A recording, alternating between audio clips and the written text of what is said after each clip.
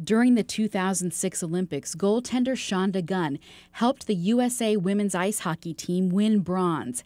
She says her epilepsy was the last thing on her mind. The great thing about having a medication that works for you is that it was able to put those my epilepsy on hold for me while I concentrated on other experiences.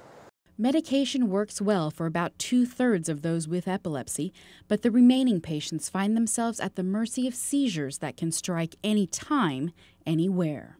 Uncontrolled seizures are an enormous problem in this country. Maybe 1 million people suffer from them.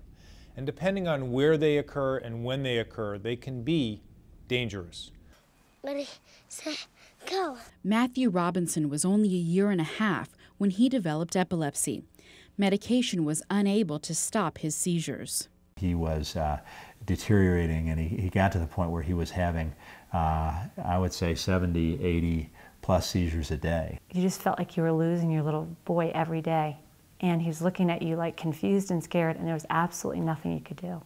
When medication doesn't work, patients may benefit from other therapies, such as vagus nerve stimulation. This device continually sends electrical pulses to your neck, vagus nerve, which then stimulates somehow the brain and helps stop seizures.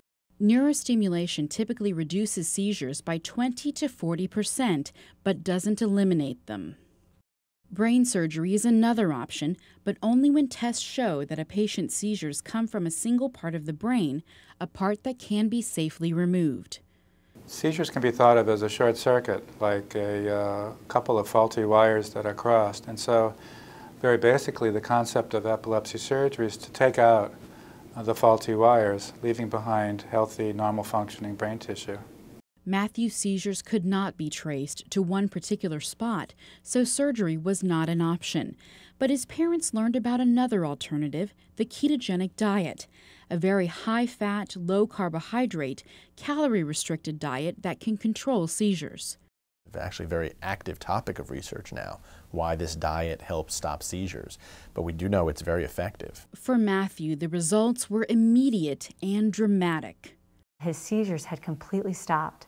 And I mean, this was like a miracle for us. 3 years later, Matthew is still on the diet and seizure-free, but only half of children who try it improve, and staying on the diet long-term can stunt a child's growth.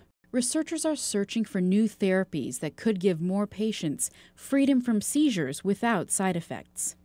The future is bright. I think for people with uncontrolled epilepsy, there are many new anti-epileptic drugs in the pipeline. There are new techniques we have to recognize and identify seizures when they occur. The stakes are high. As Shonda Gunn says, when people with epilepsy find a therapy that works, they can accomplish anything. I hope to be some sort of positive role model for the kids with epilepsy to show that they just need to keep fighting, and if they get their epilepsy under control, they can do whatever they want to do.